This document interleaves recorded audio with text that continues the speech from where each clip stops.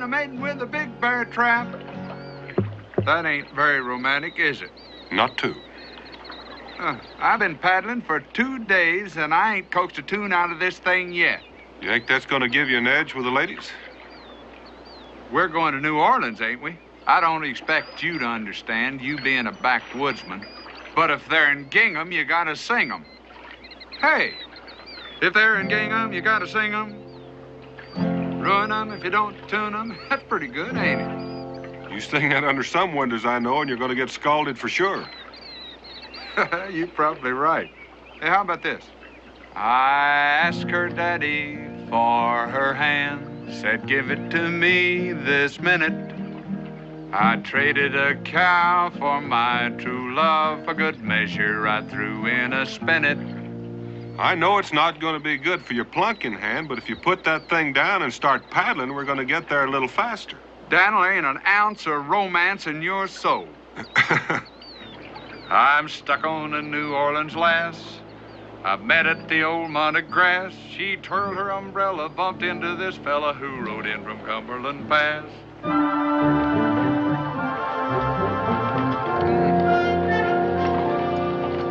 This is really someplace, isn't it, Daniel? Thank you. Sure is, Josh. You know, I heard a fella talking to the hotel clerk, and he said there were 12,000 people living in New Orleans already. Just seems impossible. You know it? All of these people crowded into one little old bitty place. I'm sorry. You know, I got a feeling that you could live here for a year and still not meet everybody. You know something, Josh? I hadn't thought much about it. You could probably take Boonesboro, put it across the street, people pass it all day long, would never even see it. More than likely, but that's all the more reason for living in Boonesboro. Oh, I wouldn't want to live here. But you gotta admit it's a good place to visit. I'm not going to fight you on that. Oh, lady, be careful. Where are you going? Monsieur. It's those cutthroats who are following me. Now, do permit me to... Wait, now that's not going to happen to you as long as we're here.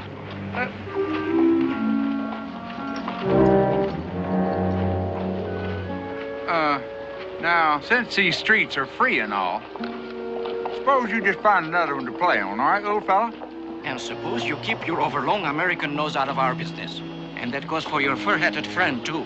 Now get out of my way before I get... Out!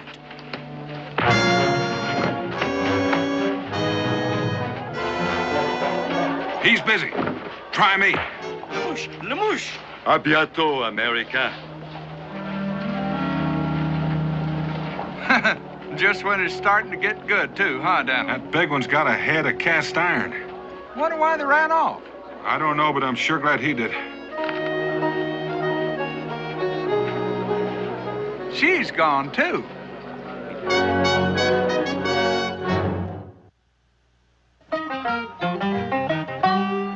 Daniel Boone was a man, yes, a big man, with an eye like an eagle and as tall as a mountain was he.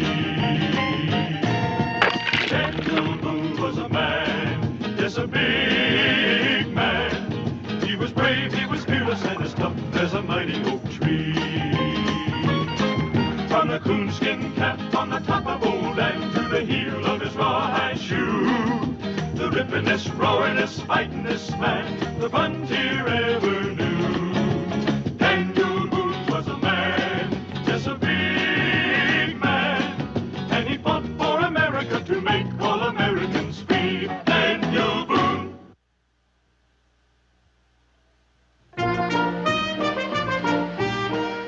Well, why would you just run off without saying goodbye, thank you, or anything? Well, maybe she remembered something she had to do. Why would those two fellas be chasing her? Josh, you've asked me a question I can't answer.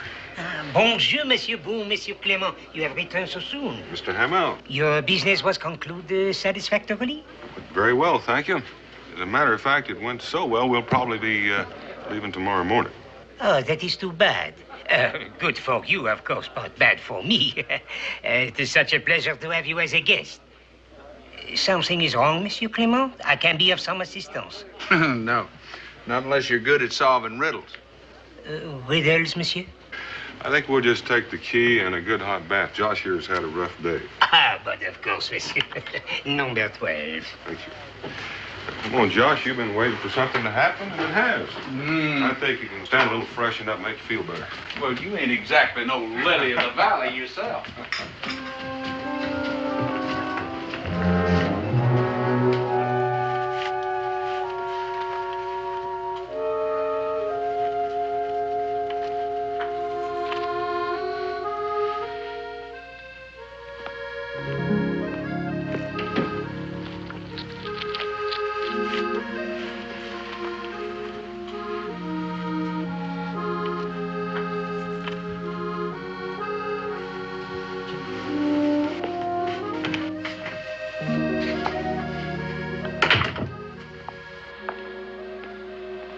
She's in room 11.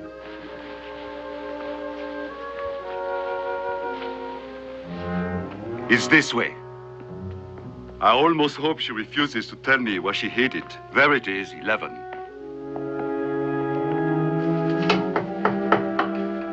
Mademoiselle Jaunet, this is the proprietor. I have some lovely flowers for your room.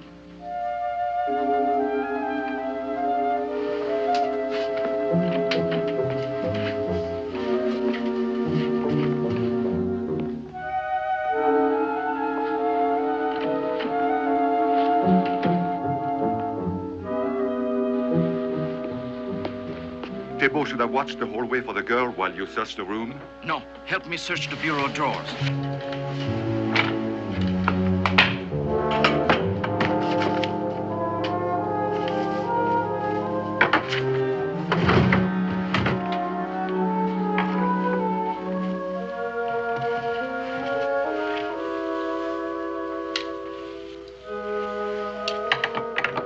Thibault.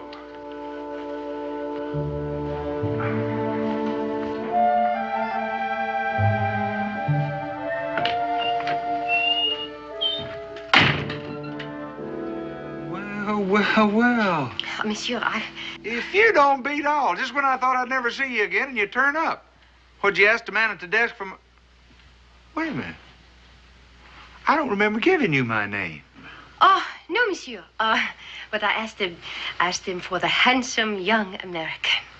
Well, I ain't gonna quarrel with you. I might say there's something wrong with your eyesight, but... Oh, I'm sorry the way I look. I just stepped out of the tub. Oh, please, monsieur, Clemens. Josh Clemens. Monsieur Clemens, I will return later. No. You don't have to do that. You just stay right where you are, and I'll get over here behind this whatchamacallit, and we can go right on talking. Yeah, I was saying to Dan, that's the fella who's with me this morning. I said, it's kind of a shame the way you had to run off. I kind of thought, well, you know, you're in New Orleans a couple of days, and you sell your skins, and you kind of like to meet folks, and, you still there? Oh, oui, monsieur. I'm still here. My name is Eugenia. Oh, that's a pretty name, Eugenie. Merci, monsieur. You can call me Josh. Oh, Josh. I hope you never run into them fellers again. I mean, I hope they didn't run into you. Oh, no. What they won't. I mean, not that it's any of my business, but... Oh, but they're from my guardian. You see, I'm of age, of course, but they do not want me to receive my inheritance. Oh, that's too bad. You need any more help, though, you just say the word, Eugenie. Oh. Maybe I could go talk to him. I mean, your guardian. Oh, that's very kind of you, monsieur. But only what I would expect of someone so gallant. Well, I didn't do anything that anybody else wouldn't have done. Ah, you look so handsome. I do? Mm. Like I said a while ago, I think there's something wrong with your vision, but there ain't nothing wrong with mine. And you sure are... I mean, that's a pretty dress. Merci, monsieur. I have so much to thank you for. Not only your compliments, but the way you so gallantly defended me. Anytime. I bet if we looked, we could find a nice place to have some lunch. You know that? Look what we have here, Thibault. The interfering backwoodsman. Just to make things a little more even. Listen, American, we have no quarrel with you. The girl. You mean the one you was chasing this morning? Well, you're gonna have to look someplace else. I don't keep her in my shirt pocket. Now, this rifle's getting heavy. Either I'm gonna use it or I'm gonna put it down. The decision's up to you. Good thinking. Oh. They're gone. Everything's all right. You were magnifique, Josh.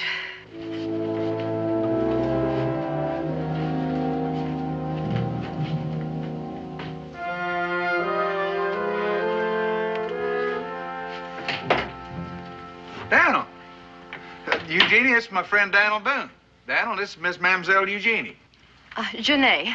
Enchanté, Monsieur Boone. Miss Jonay, I just saw the two men that were chasing Miss Jonay. If they don't know she's in here. Guardian, they work for her guardian. I'm sure Monsieur Boone is not interested in my troubles, Josh.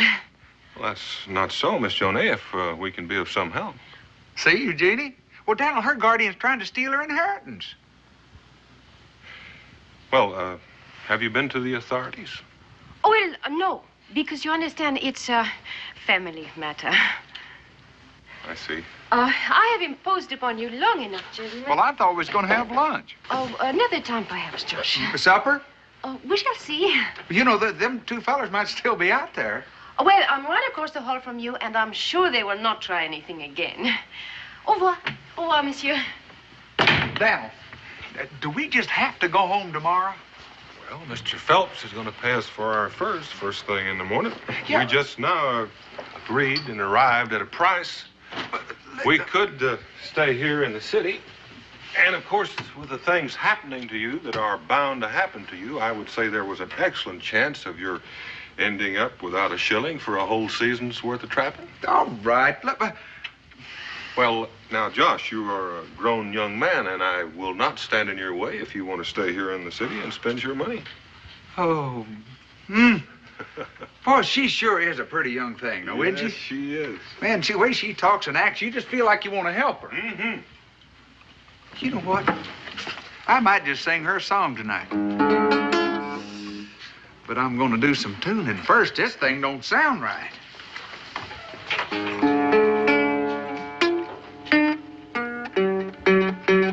The American may know something. The girl could have confided in him.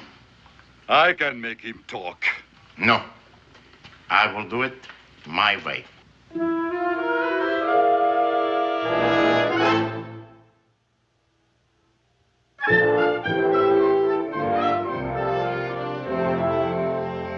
Where are you going, my pretty little miss, my little brown-eyed daisy? If I don't find me a young man soon, I think I'm going crazy. A rink-tum, mink-tum, dee-dee-dee-um. A rink-tum, mink-tum, doo-dee. Would you mind telling me something? How do you expect to go out and eat and see the sights in your bare feet? Well, I don't, but I do expect to get a good night's sleep. Daniel, what's got into you? How often do you get to New Orleans anyway? Well, where's your spirit of adventure? Over in Mr. Phelps' store with the bales of fur that we toted in here. Now, you just going out and see the sights and sounds here in New Orleans, and I'm kind of sorry you got to do it by yourself. Oh, I don't have to do it by myself. You heard Miss Eugenie say she's going to have supper with me. Well, that's not exactly the way I recall it. It seems to me like she said, we shall see. Well, that's good enough for me. And don't wait up for me.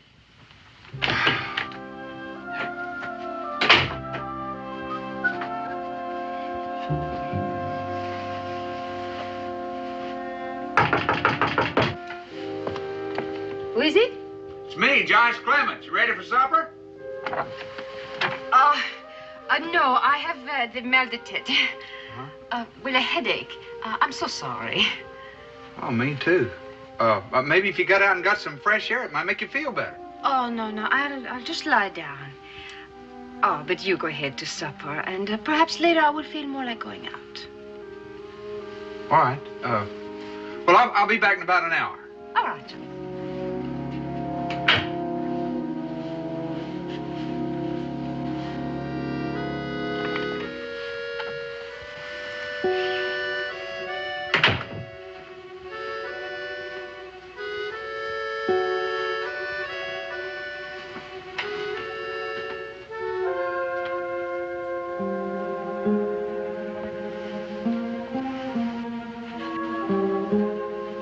Evening.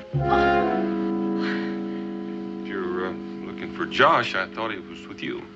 Oh, Monsieur Boone, what you must think of me entering your room without being invited. I had a terrible headache, and I told Josh that when I felt better, I would come over. Well, that's perfectly all right, mademoiselle.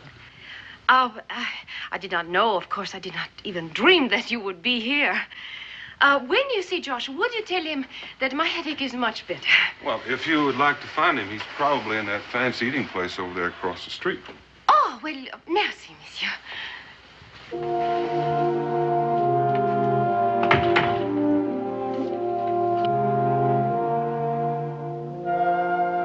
Well, I'm sure glad you got rid of that old headache so fast. Oh, well, they come and they go. It seems a shame that a pretty young thing like you ought to have to worry like that. Oh, do you think I'm pretty, Josh? Pretty? Why, you're prettier than dew on a whole field of daisies. Oh, no one has ever told me that before. Well, it's about time somebody did. Well, when one has been raised in a convent, the world seems so new. Sometimes I feel so helpless. You need a man to take care of you. Ah, but who can one trust? My Mother Superior told me about men. Well, there's all kinds of men, you know. But you are different, Josh. But I have no right to take up so much of your time. You did not come to New Orleans to become involved with me. Well, that's been the nicest thing about all of it. Hey, why don't we see some of New Orleans? Ah, there are cafes and bistros right down the street. Well, let's go. After we finish our demi-tasse. Oh, I couldn't eat another bite. I'll just drink my coffee.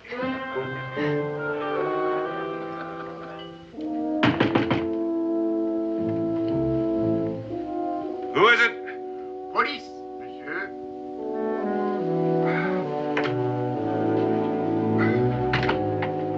I'm sorry to disturb you, Monsieur Boone. This is... Captain Roquelin, à votre service. Well, in that case, Allez-vous-en. If you excuse me. would you have a seat? No, merci. Wasn't aware that we'd busted any of your laws. Oh, no, monsieur. Far from it. I only want information. Pardon. Information. Information? Information about what? You have heard of Benvenuto Cellini? No, I can't say that I have. The world's greatest gold and silversmith. Born 1500, died 1571. Today, his smallest work commands a fortune. A fortune. The Cellini pendant belongs to His Majesty Louis of France. It is fashioned of diamonds and pearls and gold. It was stolen from the royal collection 2 months ago. We traced it here to New Orleans. Worth a lot, is it? Conservatively, 100,000 of your American dollars, 400,000 francs. A tidy sum, no? Yes, it is. But I don't see what... We have reason to believe that one of the thieves who brought the Cellini pendant to New Orleans was a woman who calls herself Eugénie Jaunet. You know her. No. Met her. Are you going to arrest her? Our interest is first and foremost recovery of the Cellini pendant. And alas, the Jaunet woman had accomplices. 2 men. One taller than me, the other much shorter. Exactly. You have seen them. Well, you could say that. Our information is that the Jaunet woman had stolen the Cellini pendant from the accomplices so that they too pursue her. Well, I will disturb you no more, monsieur. Perhaps I will return to talk to your friend. He is out. He is. We policemen have our informers. Is he attracted to Mademoiselle Jaunet? I would not blame him. Well, you might ask him yourself. Indeed. You have been most helpful. This is the wonderful time of the day in New Orleans. When the sun goes down and the breeze is just coming up across the river. All the lamps and candles are lit. Is it not gay, Josh? Yes, it is. You sure don't find nothing like this in Boonesboro, I'll tell you that. What are you thinking about? Just remembering how soon I got to go back. But I'll say one thing. Meeting you has made this a beautiful trip. You get to New Orleans often? This is my first visit. Is that right? Well, where'd you say your guardian was from? Oh, well, do you know this part of New France well, Josh? Natchez Trace, about all I know. Well, it's upcountry New Orleans, a place called Fontainebleau. Fontainebleau. Oh, look. How pretty. Your guardian, he wouldn't hurt you, would he? Oh, to get his hands on my money, I'm afraid he would do anything. What's his name? Just in case Daniel and I might run into him sometime. Brooklyn. Rockland. How soon will you have to leave New Orleans, Josh? Daniel said tomorrow. We might be able to squeeze another day out of it, though. It is the custom when new friends part that the man give the woman a gift, a keepsake, a memento of their meeting. I think it's a good idea. I did real good at the Firs, and I'd be glad to buy you a keepsake. Oh, no, it must be something that you already have. You understand, it's the custom. I understand, but I don't think I got a thing in the world you'd want. Oh, well, I'm sure if we think very hard, we will find something. I did bring an extra buckskin shirt with me. It's got fringe all over it. Becky made it for me. That's Daniel's wife. You'd like her. I don't think that a shirt would be exactly right, though. Do you? No, I guess not. Well, I ain't got no ring or nothing like that. Ring would make a good keepsake, wouldn't it? Oh, very good. Something that you cherish and carry with you. Well, I'd be doggone if I ain't looked through everything I got, and all I got left is my pack. Yes, and your guitar. My guitar? You cherish that? Yeah. But you wouldn't want no big old guitar. Oh, no. It's, of course, much too valuable for you to part with. Well, it's not that. It's just that you don't connect up ladies and guitars, you know. I mean, I'd be glad for you to have it, but... Oh, no. It's much too valuable. Well, it's not as valuable as our friendship. Oh, no, absolutely no. Oh, I'd just be proud if you'd accept it and take care of it and maybe think of me once in a while when you look at it. Well, there is that. I could keep it tuned for you until we meet again. Sure you could. Eugenie, please. Please say you'll keep it as a keepsake. Well, only if you will accept this from me.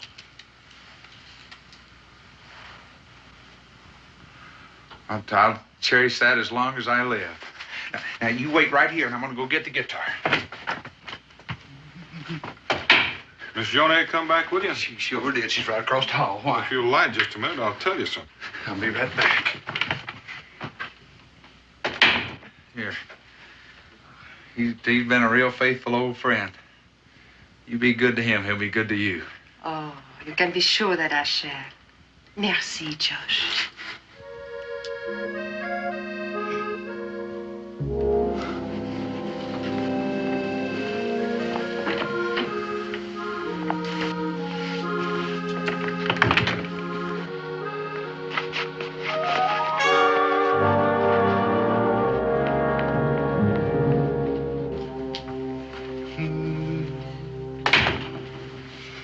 Josh, we got some talking to do. Anything you say, old friend.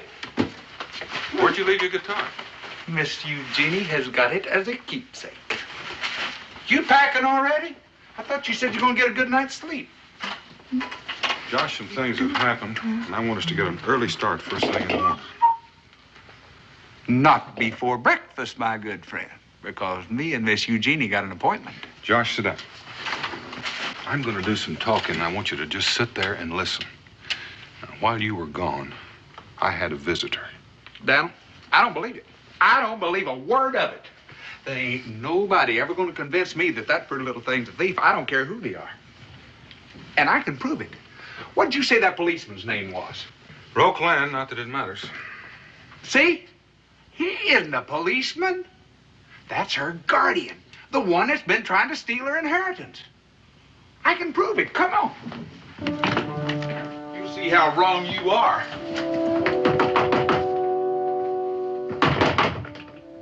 That's funny. Eugenie, it's me.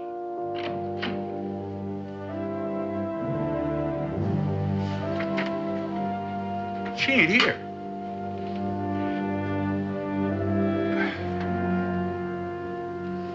Wherever she went, she wasn't too interested in taking her keepsake with her.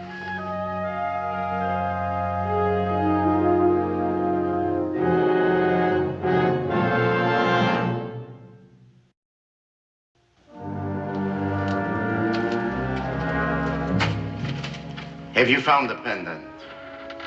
Well, no, we didn't. Imbecile! We haven't done any good following her. Why bring the girl then? Remove the handkerchief. Certainly. Well, my girl, our first meeting since you left the ship at the wharf without the courtesy of saying goodbye to us. I will make her talk, Chief. You hear Lemouche? No subtlety at all. But one must say of him that he enjoys his work. Now let us be done with all this foolishness. Amelia at the hotel is ready with the money. When you tell us what you have done with the pendant. $10,000, 40,000 francs. Enough to make you independent for life here in the New World. That is not enough for you. You had to steal from your own friends. From me! Who took you from the gutters of Calais and made a lady of you. Very well. Even my considerable patience is at an end. If you harm me, you will never see the pendant. Empty words. Our good friend Lemouche could make the Sphinx talk, I believe. I see you believe me. You know that I'm a man of my word. You will not leave here alive unless you tell us where you have hidden the pendant. And after I tell you, then what? Your freedom. And my share of the sale. Of all the nerve. 10,000 francs. A gift for all time's sake. And consider yourself lucky. I will deduct the 10,000 francs from my share. And not 1 centime more, Eugenie. Very well. I applaud your good sense. Well, I don't believe it. I just can't. I mean, after all, she was raised in a convent, Daniel. I don't mean that I don't believe you. But she told me that her guardian was doing his best to steal her inheritance. Including pretending to be a police officer. Now, come on, Judge. It's the Americans. They're in my room. If he were her guardian, why would he want to pretend to be somebody else? And another thing, where is she? Where did she disappear to? I don't know. Right now, I don't know much of anything. I will get rid of them, but let me go in alone. Eh bien, but remember, no tricks.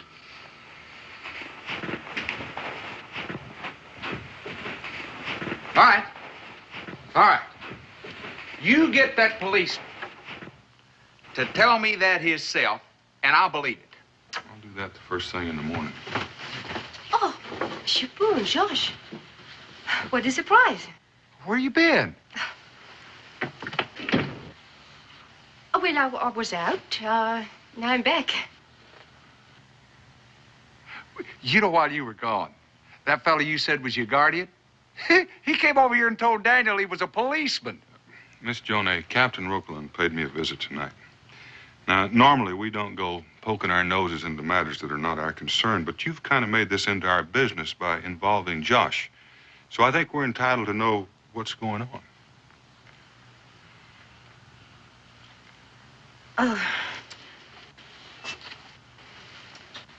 Well, you're right, Monsieur Boone. I did lie to you. Yes, Roquelin is of the police and not my guardian. I said that only because even now I cannot bear to think I'm a criminal. I, messieurs, am of the French upper class. And when my poor father and mother died, I was left penniless to bring up a younger brother. All that we had went to pay the death duties, and only one thing left, my mother's diamond pendant. The Cellini pendant. Oui. That was to be my dowry.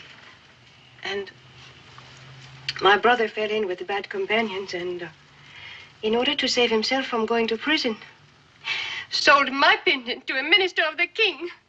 Messieurs, without my knowledge. So I stole it back. There was no other way to get it. And I fled to America. Oh, monsieur, legally, I'm a thief.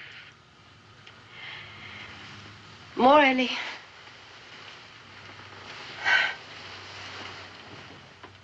that is my story. Well, I believe you. And I'll just be doggone if that makes you a thief. I mean, after all, it was her property, Daniel.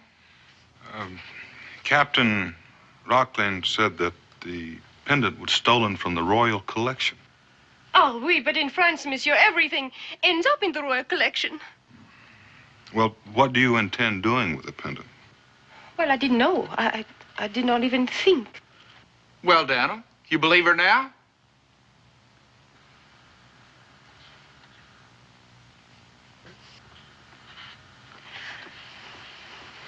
I can see that your friend is still in doubt, Monsieur Josh.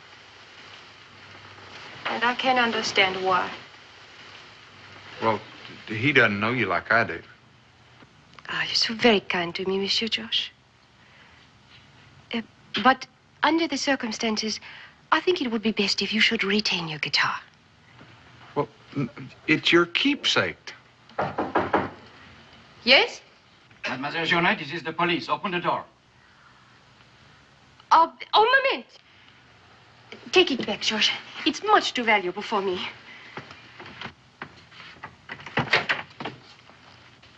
Ah, Monsieur Boone, we meet again. This gentleman, your companion? Josh Clement. Captain Roquelin, Paris Police. Them two, they police too? They are, monsieur. Oh, yes, I understand. There was a slight, comment dit-on, altercation. Well, there wasn't nothing slight about it. Interrupted was more like it. Why wasn't they in uniform before? We do not wish to advertise our presence, monsieur.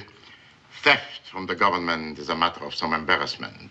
But now, this is an official visit. You understand. An interrogation of Mademoiselle Journet. Well, monsieur, you will wish to return to your room. It is late. You sure you don't want this for a keepsake? We'll discuss it later, Josh. Good night, monsieur. If you need me for anything... Good night, Josh.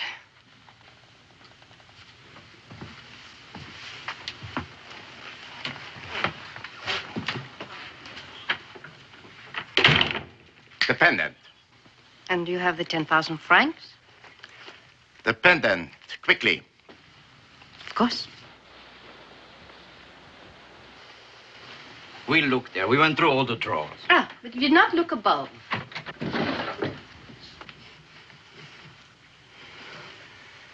It's gone. It's not there. Someone is taking it. She lies. It was never there. This is where I put it. But I do not. Yes. You have thought of something. No one else has been in this room except... Except the Americans.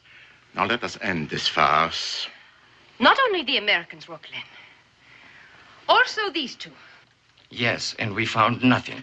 Yes, but what was to prevent them from finding the pendant where I hid it and keeping it for themselves? Yes, the point is very well taken. What was to prevent you from doing just that, Thibault? Don't you see what that gutter snipe is trying to do? She's trying to turn you against us. How could you believe? Where it is a matter of the Cellini, I can believe anything or nothing. However, had you stolen it, which has occurred to you, I'm sure, one time or another, had you stolen it, you would have never brought the girl to me. You would have, my good Thibault, ordered Lemouche to strangle her and dispose of the body. No, you must believe me. I did not trick you. No, you did not trick us when you ran from the ship, or ran from these two, or told fairy tales to the Americans, or lied when we finally caught you. I told you, you should have let me have her. Lemouche is right. I should have let him have you. But you wouldn't. You couldn't, Rocklin. 1 hour ago, perhaps I couldn't, but now I can. And I shall enjoy it. No! I will scream! I will rob the hotel and tell him that you're not the police! Since the owner of the hotel is himself a receiver of stolen goods, I do not think it will matter. But please do scream if it will make you feel better. One scream is all Lemouche will permit, I imagine.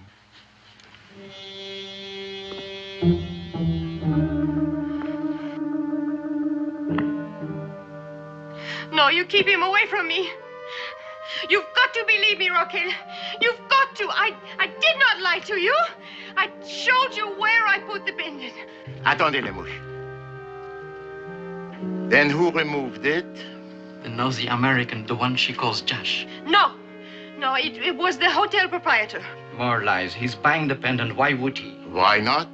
Why pay 400,000 francs for something if you can get it for nothing? Thibault, get him up here. Bien sûr. You have much to answer for, Eugenie. You better pray that we find the pendant.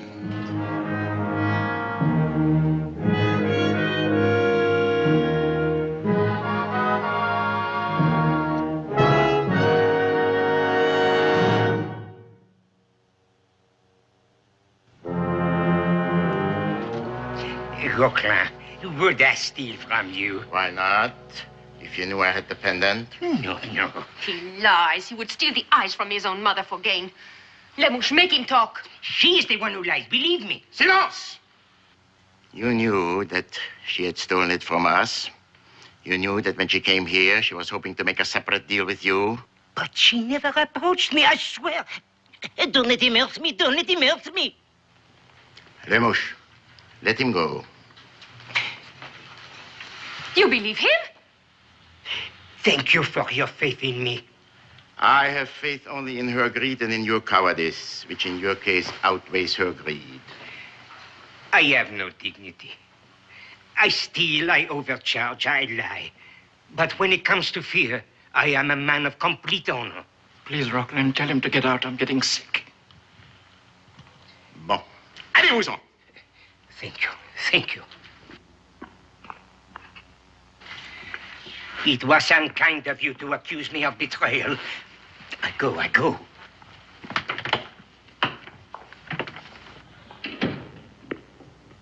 Now what? I have been thinking. Perhaps we have been underestimating our little protégée. She was extremely anxious to get rid of the bumpkin's guitar. Can you think of a better hiding place? Monsieur Clemens, open the door. It is the police. Open the door, police. I'm coming.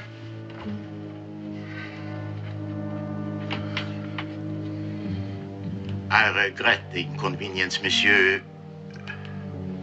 Your friend, where is he? I don't know. He's not here. What do you want me for? What are you doing with her? It will be necessary for you to accompany us to the prefecture. What? The police station. We will not keep you there long. We are still not satisfied with her story. Perhaps you will be able to clarify matters. Lemouche, the guitar. Well, what do you want with the guitar? Evidence, monsieur. Please get dressed and hurry. Inside, quickly.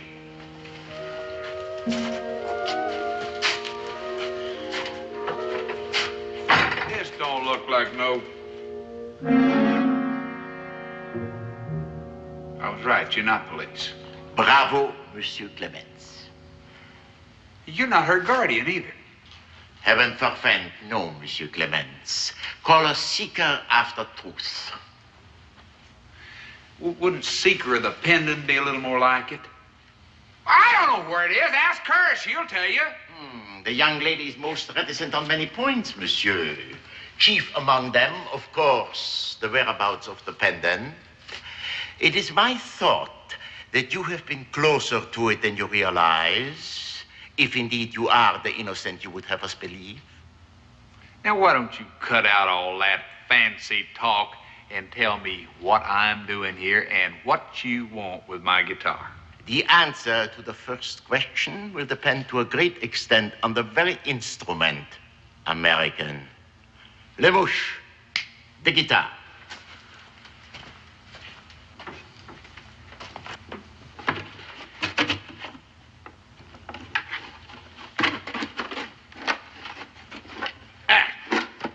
Le mouche.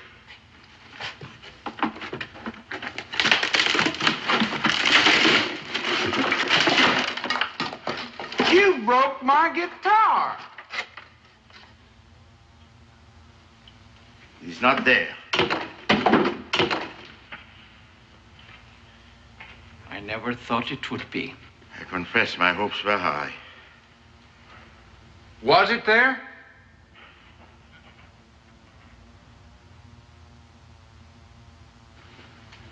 Rockland, your hunch was right.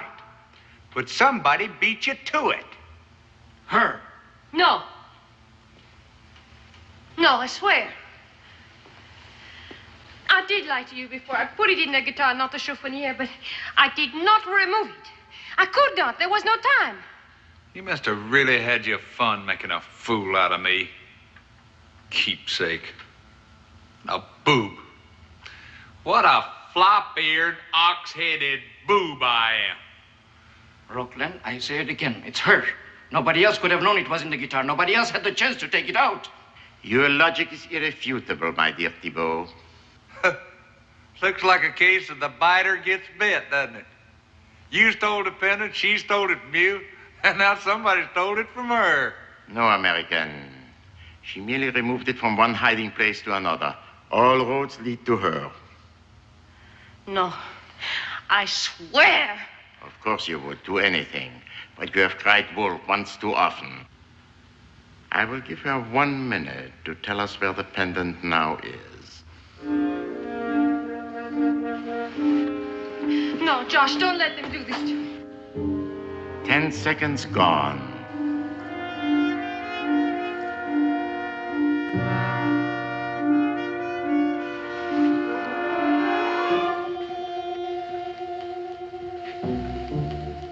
$20 seconds.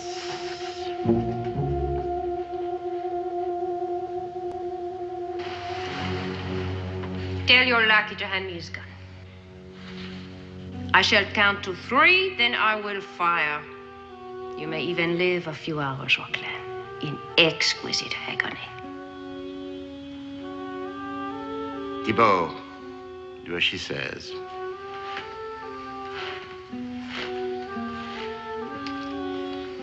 Thibault, you and your little friend over there. Good girl, Eugene. You too. Over with the others. Over there with the others.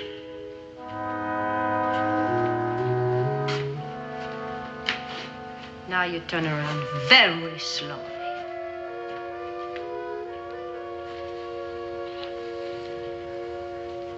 You were right, backwoodsman. You are, what do you call it? A boob. A fitting title for you. All this will be for naught. We will track you down. Indeed, Rockland. The New World is a big place. And when I find the pendant, and I shall because I now know who must have it, I shall be swallowed up as though I never existed. Au revoir, Bumpkin Josh. Hold it. Stand.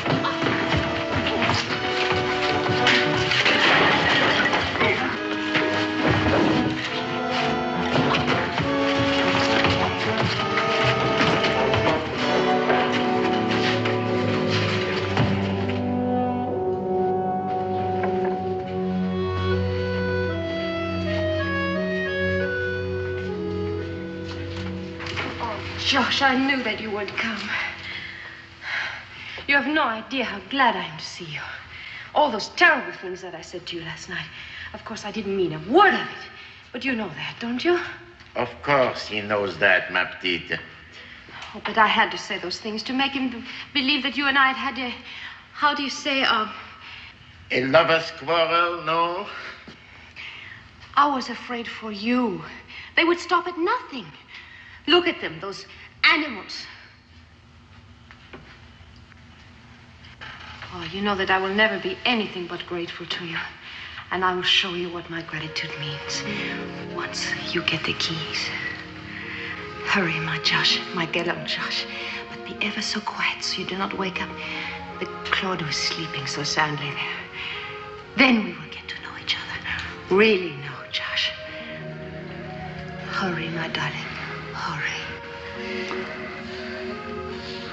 Oh, I'd really like to get to know you.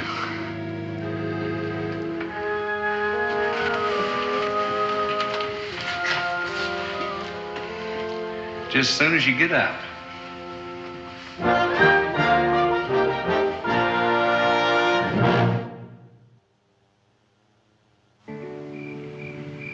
Satin piped, I heard him sing praise of Orly, Orly, Orly, made of golden hair. Sunshine came along thee, and swallows in the air.